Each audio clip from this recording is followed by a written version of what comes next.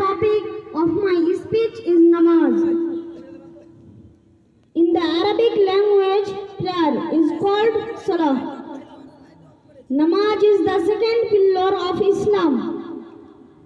It is the feast thing to be asked on the day of judgment.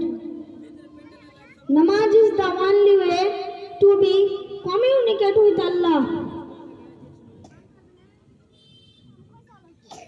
It is a form of worship of Allah performed by Muslims. The Prophet Muhammad sallallahu alaihi wasallam also said, "Key to heaven is namaz."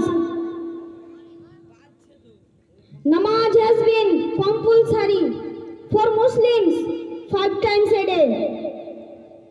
5 daily prayers include Fajr, Jahar, Asr, Maghrib and Isha.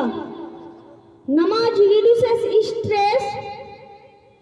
Muslims must perform a ritual watching to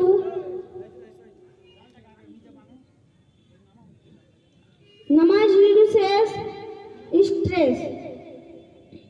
Muslims must perform a ritual watching to prepare for namaz. Muslims face Qibla and often namaz. We gain forgivings through prayer. The purpose of namaz